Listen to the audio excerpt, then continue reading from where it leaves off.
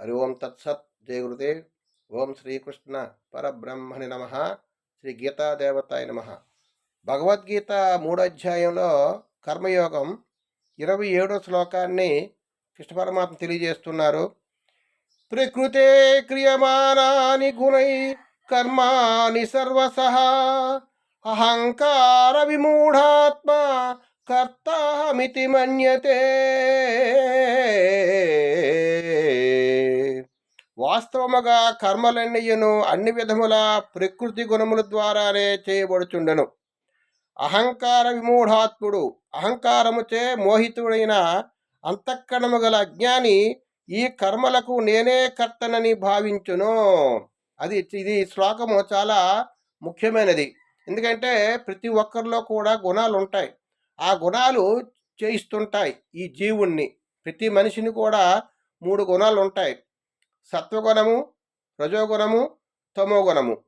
రజోగుణము తృష్ణా సంగముల యందు ఆసక్తి, సత్వగుణము మంచి గుణముల యందు, మంచి కర్మల యందు ఆసక్తి, తమోగుణము అశ్రద్ధ, ప్రమాదము, ఈ విధంగా స్వామర్థనము, ఈ విధంగా జీవుణ్ణి బంధిస్తూ కర్మలు చేస్తూ ఉంటాయి. ప్రకృతి అంటే మనసు, బుద్ధి, చిత్తం, అహంకారము 3 గుణాలు కలిపి అన్ని 3 సత్వజస్తమో గుణాలు కలిపి ఈ గుణాలు అన్నిటి కలిపి ప్రకృతి అంటారు. ఈ ప్రకృతి చేయిస్తుంది.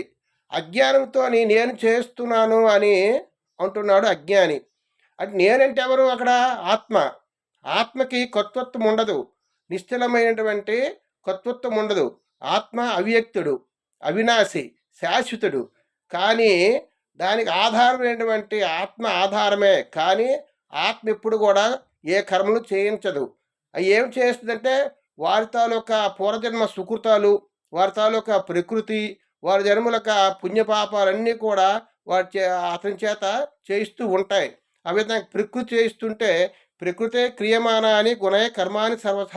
అన్ని కర్మలు కూడా ప్రకృతే చేయిస్తుంటే అహంకార విమూఢాత్మ, అహంకారంతో కూడినటు వాడు కర్తాహమితి మన్యతే, నేను చేస్తున్నాను అని అంటున్నాడు. కానీ మనము చేయకూడదు అనుకున్నా సరే మనకు తెలియకుండా మన తాలూకు కర్మలు, మన తాలూకా జన్మ వాసనలు, మన సంస్కారాలు బలవంతంగా చేస్తూనే ఉంటాయి.